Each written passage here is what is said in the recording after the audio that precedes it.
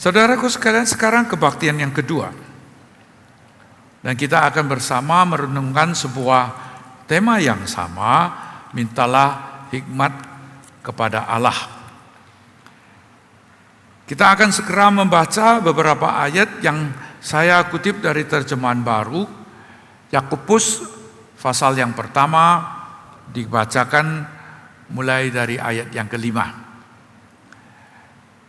Tetapi apabila di antara kamu ada yang kekurangan hikmat, hendaklah ia memintakannya kepada Allah yang memberikan kepada semua orang dengan murah hati dan dengan tidak membangkit-bangkit.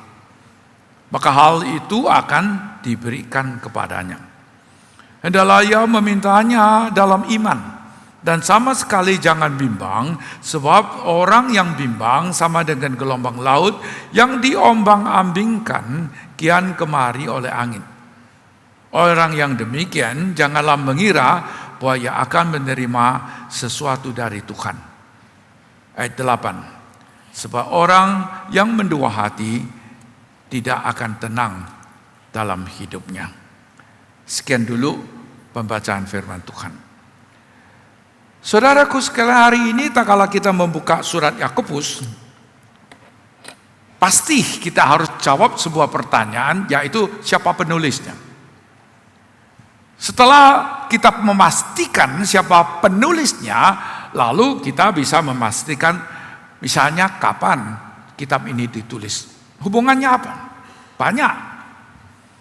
Kalau surat ini memang betul ditulis sebelum misalnya surat-surat Paulus, itu berarti surat Yakobus bukan ditulis untuk menjawab atau membantah surat-surat Paulus. Atau misalnya jawaban yang lain, saudara, kalau ini adalah betul Yakobus, yaitu saudara Tuhan Yesus, itu berarti saudaraku sekalian, surat ini benar ditulis pada masa yang sangat awal, yang begitu awal adanya, sampai misalnya orang Kristen masih berada di dalam sinagog. Saya tidak tahu harus jawab sinagog atau sinagoga ya.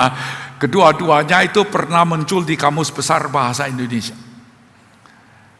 Kalau betul orang Kristen Yahudi masih kebaktian, masih berada di dalam komunitas orang Yahudi di sinagoga, itu berarti penulisan surat ini pasti cukup awal adanya.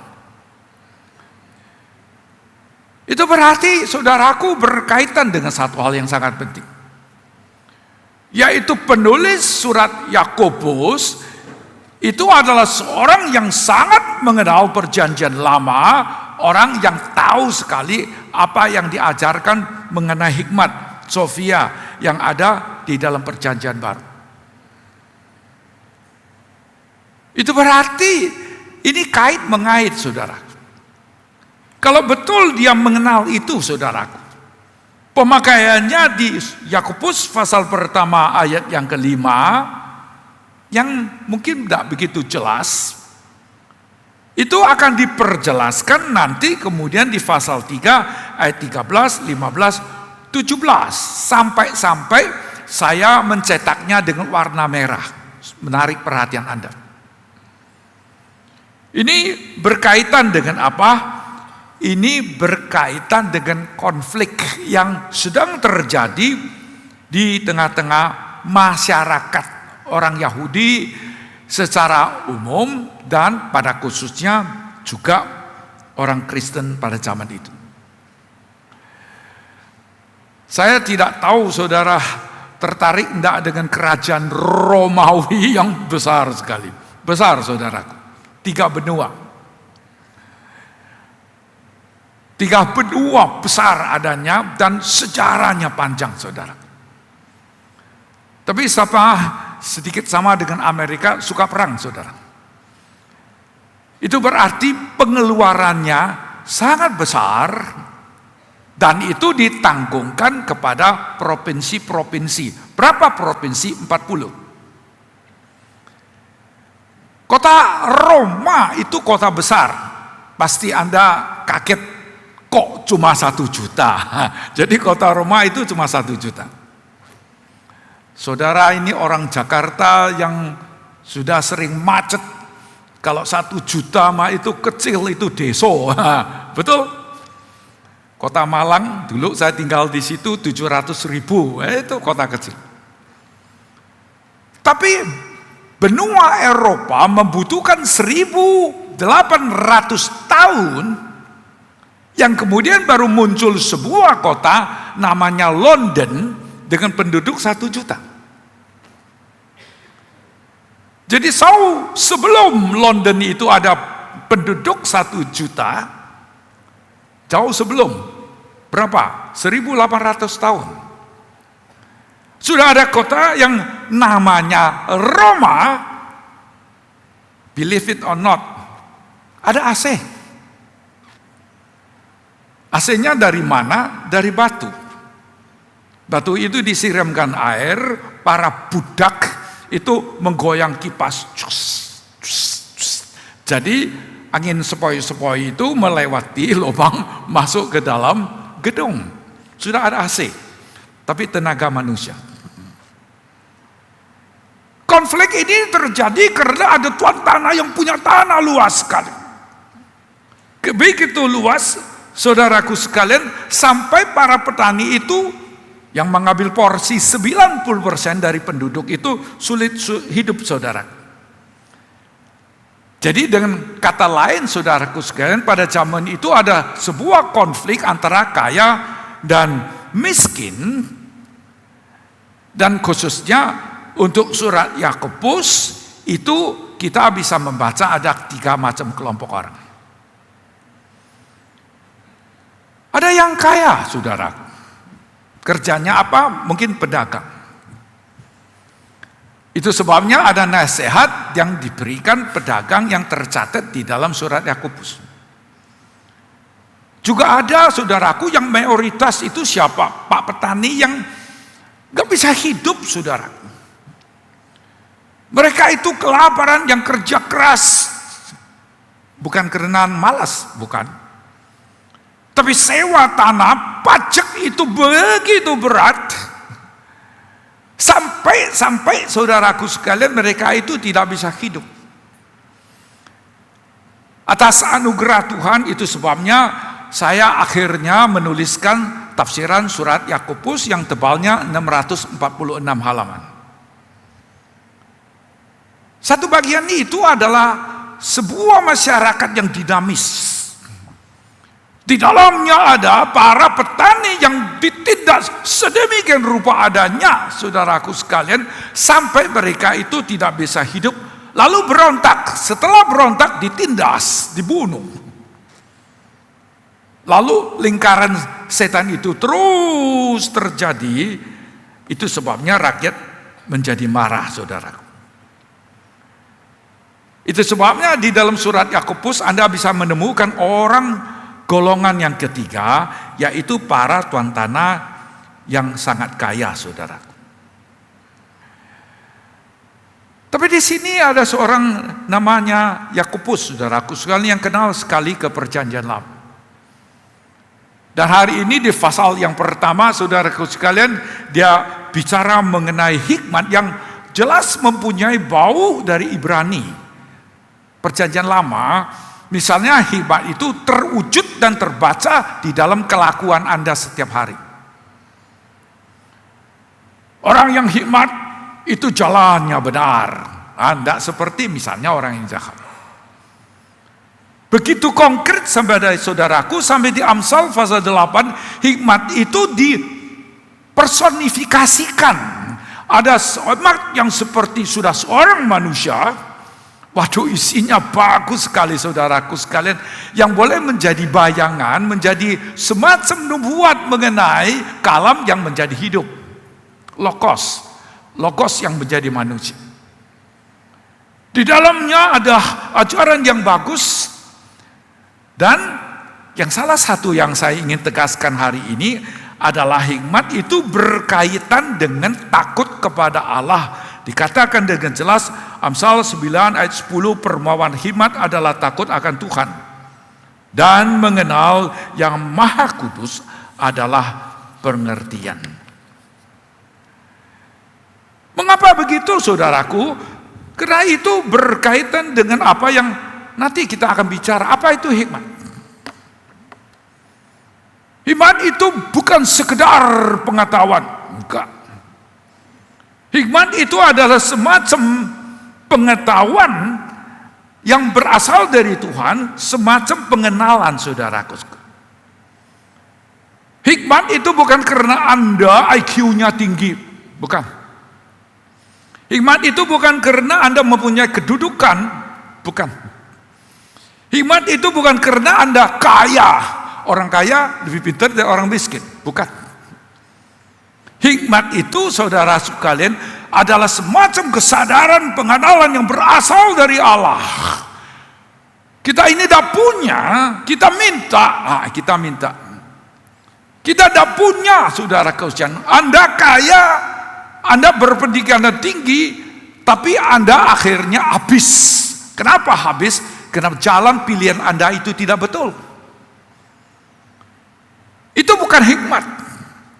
Orang yang mempunyai pengetahuan bukan hikmat, tetapi orang yang punya pengetahuan, yang harus sadar bahwa dia tidak punya hikmat, lalu mencari, meminta kepada Tuhan. Itu sebabnya surat Yakobus pasal pertama ayat 5 dikatakan, tetapi apabila di antara kamu ada yang kekurangan hikmat, hendaklah ia memintanya. Hendaklah imperatif, harus, perintah. Jadi kata kerja ini ditulis saudaraku sekalian dengan modus imperatif, dengan tenses kalah, bahasa Indonesia kalah, kala kini, present tense, kala kini. Berarti dia terus menerus meminta. Dia terus meminta. Kenapa? Karena itu dia tesis itu voice, bahasa Inggris voice, dia tesis aktif. Saudara, kalau kau mau makan, bagaimana saya paksa Anda makan? Saudara, kalau tidak mau minum, bagaimana saya paksa Anda minum? Kalau saudara pilih itu harus ada inisiatif, ada kesadaran di dalam, sehingga dia minta. Mohon, minta berulang kali, minta terus menerus di dalam hidupnya, karena dia minta kepada Sang Pencipta memberikan kepada dia satu pengenalan, yaitu hikmat. Hikmat penting nggak? Oh, penting. Hikmat membentuk karakter Anda. Anda belum tentu kaya, tapi bentuk karakter Anda. Pengenalan itu penting saudaraku, membentuk mental Anda, membentuk konsep kehidupan Anda, yang kemudian lalu menentukan kelakuan Anda, saudara. Salah satu contoh yang terkenal yang Anda pasti tahu di sekolah minggu itu adalah satu raja pasal 3, seorang raja yang namanya Salomo. Sekarang jadi raja. Saudara mau jadi raja? Nama raja ada, tapi mau jadi raja tidak bisa. Di dalam sejarah orang Tionghoa ada 400 sekian raja, usianya nggak panjang. Kenapa usianya nggak panjang? Bukan kurang vitamin, karena kehidupan mereka bobrok. Sudah tentu ada 1-2 raja yang bagus. Saudara, ini saya lihat mukanya pasti tidak tahu sejarah Tionghoa. Anda pernah mendengar nama Qianlong? Qianlong punya papa Yongzhen. Yongzhen punya papa Kangxi. Yongzhen ini hidupnya sampai 89. Waktu dia jadi raja pada tahun ke-60, dia bilang cukup, jangan melewati kakek saya. Jadi dia serahkan hak kepada anaknya Jia Qing, raja loh. Kalau saudara jadi raja mau jadi apa? raja. Di sini ada seorang raja, Raja Salomo, saudaraku sekalian. Ayat yang kelima dari 1 Raja-Raja pasal 3 ayat 5. Di Gibeon itu Tuhan menampakkan diri kepada Salomo dalam mimpi pada waktu malam.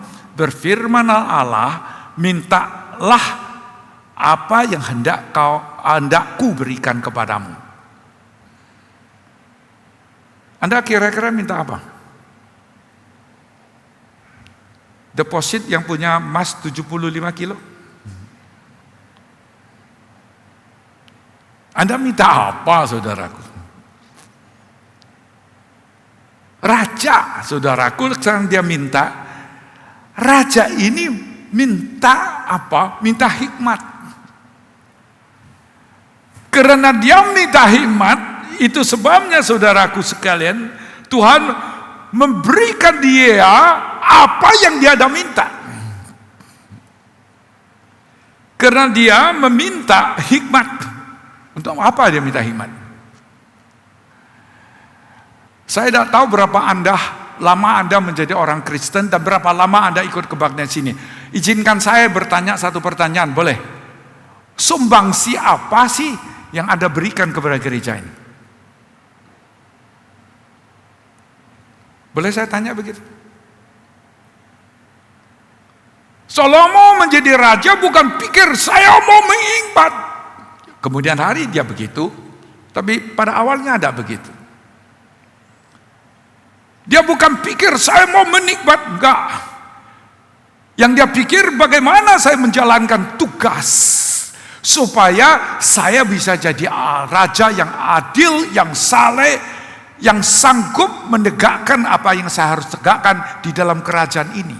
Bukankah begitu? Saudara, saya ingin bertanya, apakah Anda pernah lihat anak kecil pakai sepatu orang besar? Dia bakal jatuh. Karena kakinya masih kecil. Anda pernah melihat, saudaraku sekalian, ada orang yang tidak bisa menguasai diri, saudaraku sekalian, apa yang diberikan oleh orang tuanya kepada dia, lalu kemudian habis dengan cepat. Banyak. Saya masih ingat betul kawan papa saya satu hari dengan senang datang kepada saya. Kenapa, saudaraku sekalian? Karena dia masih sewa rumah dan pemilik rumah itu mau jual rumahnya, dia senang sekali. Kenapa pemilik mau jual rumah? Karena ayah pemilik itu sudah meninggal dunia, lalu anak ini gak bisa menjaga semua rumah itu, dijual satu persatu. Untuk apa? Difoya-foyakan. Ayahnya banyak rumah, saudara. Mungkin ada ratusan. Dia itu katanya mempunyai telinga yang canggih. Kalau familinya, kawannya datang mau pinjam duit, mendadak tuli, saudaraku. Siapa di antara kita ini kalau mau pinjam duit itu berani teriak-teriak, saya mau tidak? Tidak ada ya. Jadi semua yang mau pinjam duit itu biasanya malu-malu, Pak. Aduh, ini lagi susah nih, Pak, gitu ya. Dia telinga itu mendadak tuli gitu. Tapi kalau saudara membayar sewa rumah, nah itu telinganya mendadak jadi jernih, menjadi bagus. Dia langsung, oh ya, sewa belum bayar, bulan Juli belum bayar, yang Juni sudah. Dia langsung tahu, saudara. Jadi rumahnya banyak. Dia simpankan banyak rumah untuk anaknya, tapi dalam 3 tahun, cuma 36 bulan habis semua dijual. Tapi nanti dulu itu bukan hikmat yang dimaksudkan di sini loh, nanti kita akan lihat. Yang jelas di sini dikatakan surat Yakobus ayat yang ke-6, hendaklah ia meminta dengan iman, mungkin lebih baik dengan iman. Mintalah dengan iman. Jadi ayat 5 katanya sama dengan ayat 6, sama, bahkan tensesnya semua sama. Minta jadi 2 kali.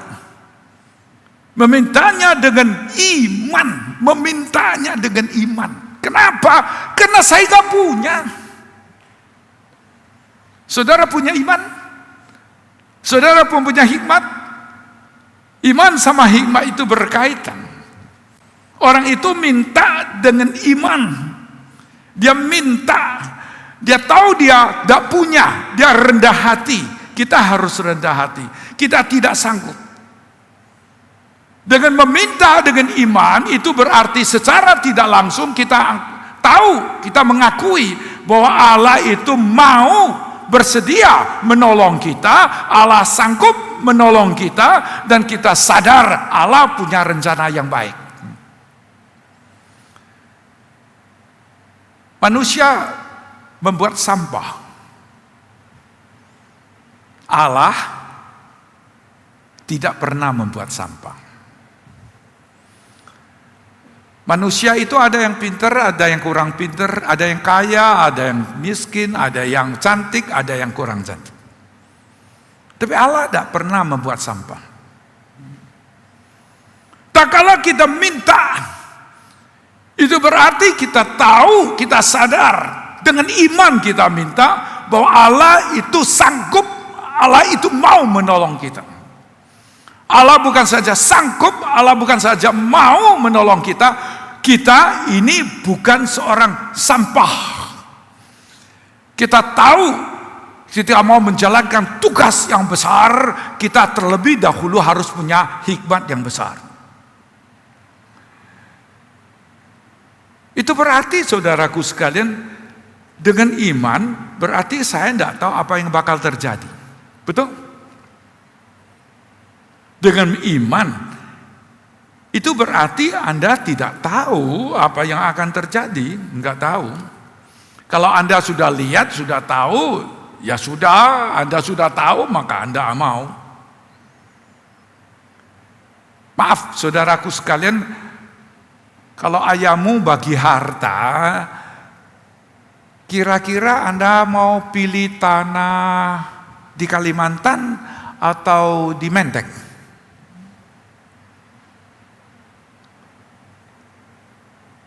Kalau ayah Anda bagi harta, kira-kira Anda mau pilih tanah kosong di tengah hutan, misalnya Papua? Atau kira-kira Anda mau pilih ruko yang ada di Pik?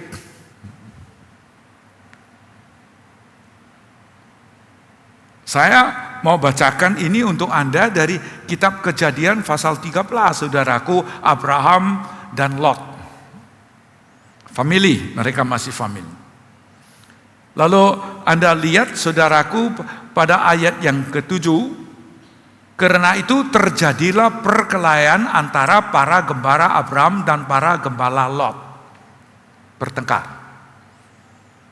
Dengar. Waktu itu orang Kanaan dan orang Feris diam di negeri itu. Ada musuh, ada orang asing. Anda, famili saya, kita ini saudara seiman, betul? Boleh bertengkar gak? Kalau Anda bertengkar, ingat, ada apa? Ada orang Kanaan dan orang Feris diam di negeri itu. Tapi ada orang yang gak peduli loh. Ada orang yang gak peduli. Sama saudara dia bisa hantam. Bahkan mengkhianati. Betul? Tapi Abraham gak mau. Abraham orang yang tahu tanah mana itu yang subur, dia tahu, saudaraku sekalian. Abraham masa gak tahu? Lalu maka berkatalah Abraham kepada Lot, jangan kiranya ada perkelahian antara aku dan engkau, dan antara para gembalaku dan para gembalamu, sebab kita ini kerabat. Bukankah seluruh negeri ini terbuka untuk engkau? Baiklah, pisahkan dirimu daripadaku. Jika engkau ke kiri, maka aku ke kanan. Jika engkau ke kanan, maka aku ke kiri. Lalu Lot melayangkan pandangnya dan dilihatnya bahwa seluruh lembah Yordan dan banyak airnya seperti taman Tuhan, seperti taman Tuhan, seperti apa lagi? Seperti tanah Mesir sampai ke Zoar. Taman Tuhan atau taman Mesir? Gak peduli. Dan Anda pasti tahu cerita selanjutnya, saudara.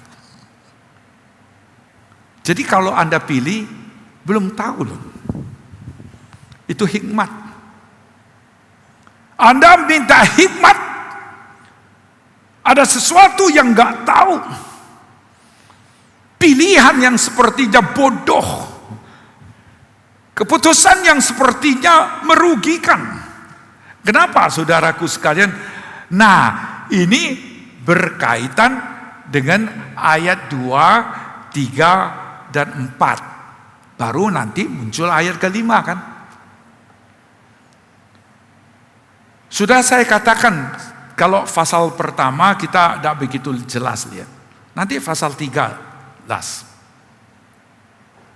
Di pasal pertama, saudaraku, ayat kedua, saudara-saudara, anggaplah sebagai suatu kebahagiaan apabila kamu jatuh ke dalam berbagai-bagai apa? Ujian atau godaan. Sebab kamu tahu bahwa ujian atau pengujian terhadap imanmu itu menghasilkan ketekunan. Dan biarlah ketekunan itu memperoleh buah yang matang supaya kamu menjadi sempurna dan utuh dan tak kekurangan suatu pun. Jadi kenapa harus minta hikmat? Karena iman kita itu belum sempurna, saudara. Di dalam perjalanan kehidupan ini banyak ujian. Banyak ujian yang membuat kita jadi bingung mau pilih yang mana. Kita nggak tahu, saudaraku. Kita merasa kecewa. Kita merasa kecil hati. Kita rasa diperlakukan tidak adil. Kalau tidak adil, kenapa tidak berberontak? Nanti dulu, mintalah dengan iman, dengan tekun, minta dengan iman. Sebuah iman yang sungguh-sungguh bisa tahan uji. Sebuah iman yang sungguh-sungguh tahan uji. Yang gak bimbang, yang percaya bahwa Allahku tidak melakukan kesalahan. Dan Tuhan ada rencana yang bagus, yang sempurna atas saya. Saya ingin bacakan ayat 6b. Kemudian ayat 7 dan 8. 7, 8 itu satu kalimat. Tapi saya ingin mulai dengan ayat 6b dulu. Ayat 6b dikatakan, sebab orang bimbang sama dengan gelombang laut yang diombang-ambingkan kian kemari oleh angin. Ombak ini bukan ombak yang menghantam ke pantai, bukan. Terjemahan bahasa Tionghoa bagus sekali, ombak yang di tengah laut, yang terus goyang tidak menentu. Ini menunjukkan apa yang terus bergoyang, tidak ada kepastian, yang sesungguhnya dijelaskan dengan dua kata kerja, kedua-duanya pasif.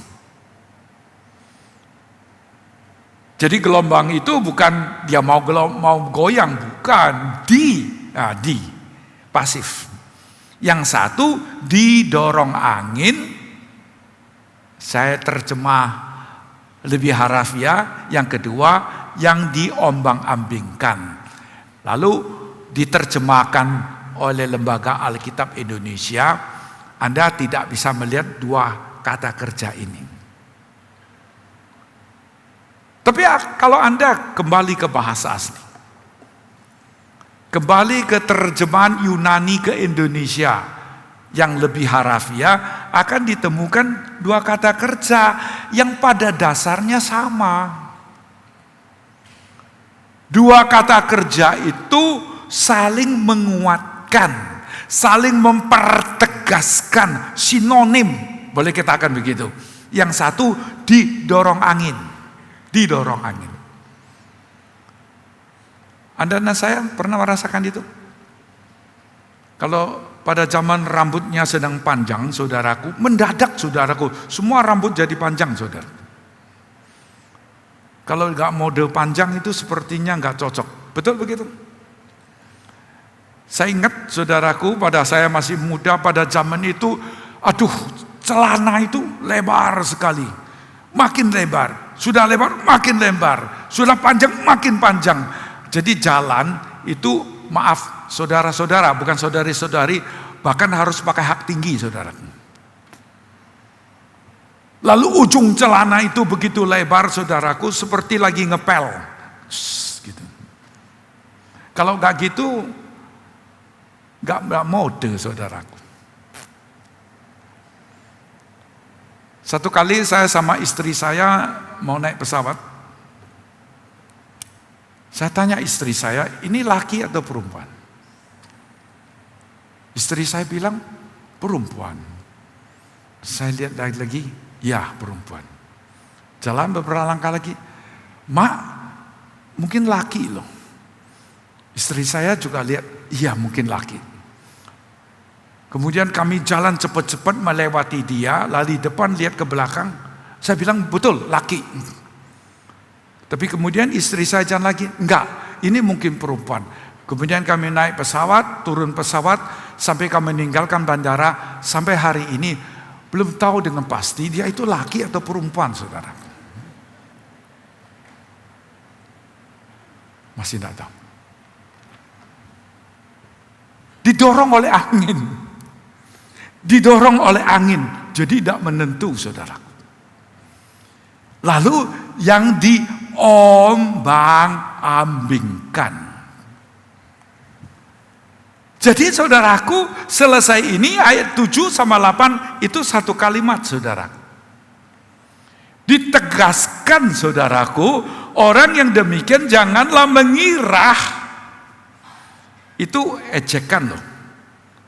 Yang sedikit mencibir bahwa ia akan menerima sesuatu. Lalu ayat yang ke-8, sebab orang yang mendua hati tidak akan tenang dalam hidupnya. Mendua hati. Mendua hati itu bukan saja menunjuk orang yang ragu-ragu, tapi menunjukkan orang itu berpikiran cabang yang tidak setia. Anda mau setia kepada Tuhan atau setia kepada hantu? Tulisannya kan hampir sama. Anda mau setia kepada Tuhan atau Anda mau setia kepada hantu? Di dalam perjalanan ini saudara mau ikut apa, saudaraku sekalian? Jadi saudaraku sekalian, ini menunjuk ketidaksetiaan. Saya dulu tinggal di Malang. Satu kali mendapatkan sebuah kabar yang tidak menyenangkan, ada kecelakaan di Surabaya. Sudah tentu saya simpati. Jadi bukan mau ngejek.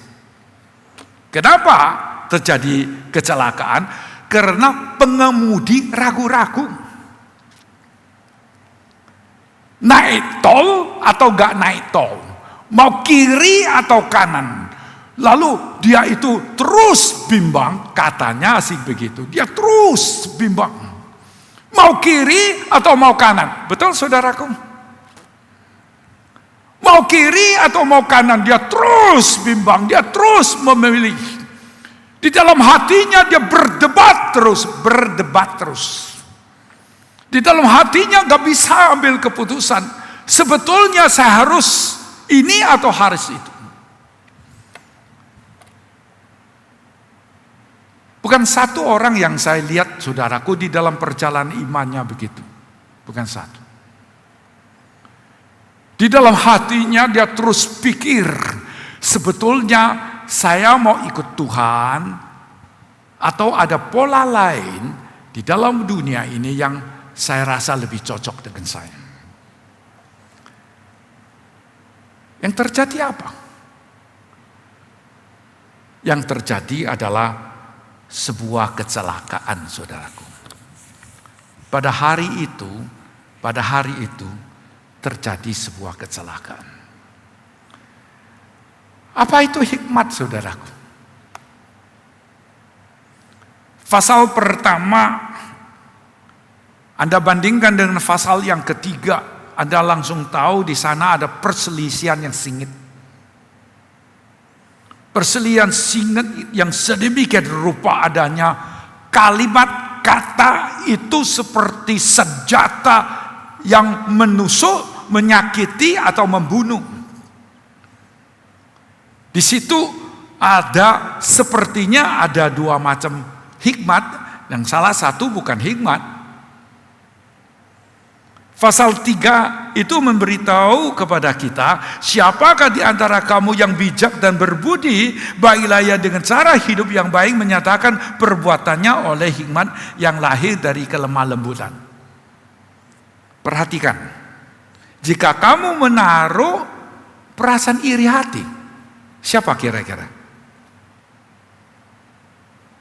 Orang miskin. Dan kamu mementingkan diri sendiri. Kira-kira siapa? Orang kaya. Janganlah kamu memegahkan diri dan janganlah berdusta melawan kebenaran. Kemudian ayat 15. Perhatikan, itu bukanlah hikmat yang datang dari atas, tapi dari dunia, dari nafsu manusia, dari setan-setan. Sebab di mana ada iri hati, siapa? Mungkin yang miskin. Dan mementingkan diri sendiri, mungkin yang kaya. Di situ ada kekacauan dan segala macam perbuatan jahat. Kaya, miskin. Yang kaya mementingkan diri.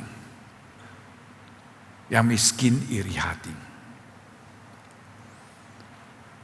Satu kali ada seorang ibu, ya nona muda lah, bawa mobil, lalu lecet. Dia marah sama tukang di pinggir jalan. Bukan terjadi di Indonesia. Tapi cerita ini, dia lecet, dia marah sama tukang. Dia paksa tukang, kasar katanya, harus ganti. Tukang itu lalu mentawarkan 3.000. Oh, enggak bisa, dia marah. Ambil telepon, dipanggil ayahnya. Dia galak, ayahnya lebih galak lagi. Ayahnya datang, 2 mobil bagus. 2 mobil mewah. 2 orang kaya. Katanya lebih kasar, sikapnya lebih keras. Ngomongannya lebih tidak enak didengar. Akhirnya tukang itu berkata demikian, Pak, saya ini tidak ada duit lagi, cuma 3.000 ini. Bukan di negara Indonesia, jadi 3.000. Boleh saya pulang ambil duit? Boleh. Dia pulang. Dia pulang ambil duit. Yang tidak dikenal oleh kedua orang ini, dia bawa golok di belakangnya. Dia bawa golok yang tajam. Dia sudah marah, dia sudah kepepet, dia sudah ada jalan mundur. Dia datang ke situ, dia langsung tebas ke nona itu, lalu tebas kepada ayahnya. Hari itu mati berapa orang? 3. Nona itu meninggal, ayahnya meninggal, dan pasti tukang ini akan dihukum mati juga.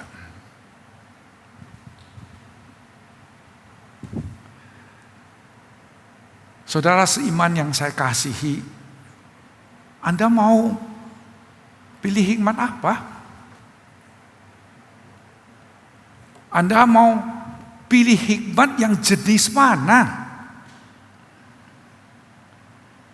Ayat 14 mengatakan, jika kamu menaruh perasaan iri hati dan kamu mementingkan diri sendiri, janganlah kamu memegahkan diri dan janganlah bersusta melawan kebenaran. itu bukanlah hikmat yang datang dari atas, tetapi dari dunia, dari nafsu manusia. Dari mana? Dari setan-setan.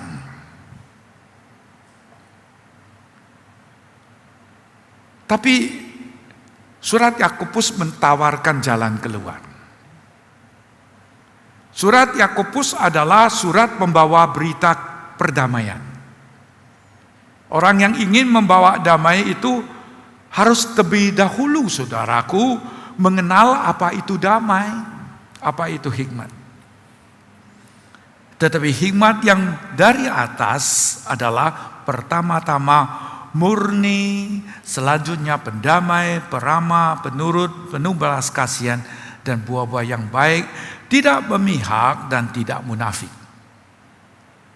Ayat 18, ada 5 macam terjemahan. Jadi saya tidak mau ungkapkan 5 itu, tapi paling sedikit ada satu hal. Dan buah yang terdiri dari kebenaran itu seharusnya dipertimbangkan kembali, karena bahasa Yunaninya dikaiosune, yang sering diterjemah oleh Lai kebenaran. Itu kurang cocok. Ada 2 kemungkinan di sini. Yang satu keadilan. Dikaiosune diterjemah keadilan. Yang saya usul mungkin yang lebih baik adalah kesalehan. Dan buah yang terdiri dari kesalehan ditaburkan dalam damai untuk mereka yang mengadakan damai. Kalau Anda mau terjemahkan menjadi keadilan juga bagus. Dan buah yang terdiri dari keadilan ditaburkan dalam damai untuk mereka yang mengatakan damai. Saya bukan mau promosi Amerika ya, maaf. Apakah saya suka sama Trump? Mungkin juga enggak. Tapi Anda tahu enggak, di Amerika sedang ada semacam rekening Trump account. Anda tahu? Jadi anak orang Amerika yang lahir tahun 2025 sampai 2028 otomatis kalau mau buka rekening Trump dapat $1.000.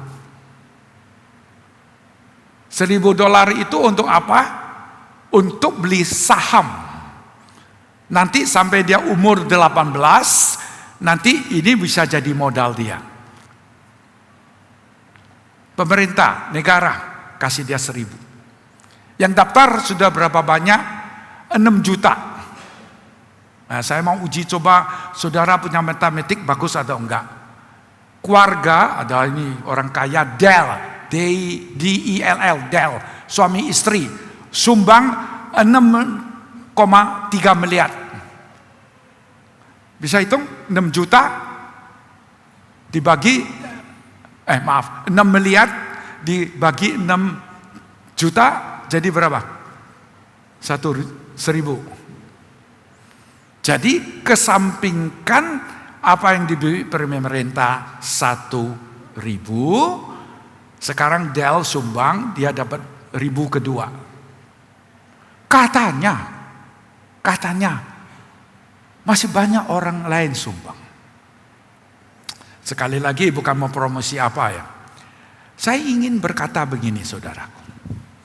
Kalau Anda itu sungguh orang yang kaya sekali,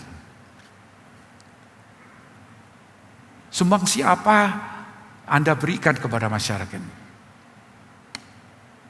Kalau Dell, dia paling sedikit sumbang kepada 6 juta anak Amerika yang baru lahir, 25 sampai 28, masing-masing $1.000.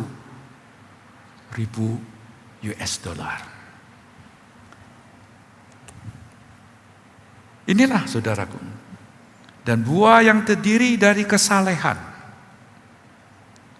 ditaburkan dalam damai untuk mereka yang mengadakan damai. Mana yang Anda pilih? Mana yang apa kita jalankan? Mari kita berdoa. Bapa di surga, sekali lagi kami mengucapkan terima kasih. Sebab semua orang yang duduk di tempat ini, kami berkecukupan. Tuhan, itu sebabnya ada kalanya kami sulit membayangkan dan merasakan mereka yang dalam kekurangan itu apa. Itu sebabnya ada kalanya kami sulit membayangkan bagaimana melangsungkan kehidupan ini dengan penghasilan yang sedikit itu. Tuhan, ajar kami jangan merasa iri. Tapi ajar juga kami jangan mementingkan diri. Ajar kami Tuhan diberikan hikmat surgawi sehingga kami tahu melakukan sesuatu yang baik di dalam dunia ini, di dalam masyarakat ini. Memberikan sedikit sumbangsi untuk mengurangi penderitaan yang ada di dalam masyarakat ini. Kami kecil Tuhan, kami hina Tuhan. Kami juga sedang mengalami berbagai-bagai ujian dan pencobaan. Tapi tolonglah kami Tuhan, agar kami diberikan hikmat yang cukup menjadi berkat bagi orang lain, menjadi pendamai, agar dunia ini, masyarakat ini menjadi lebih cantik, lebih harmonis karena kehadiran kami di tempat ini. Ampunlah dosa kami Tuhan, dengarlah doa kami ini. Demi Yesus Kristus kami berdoa. Amin.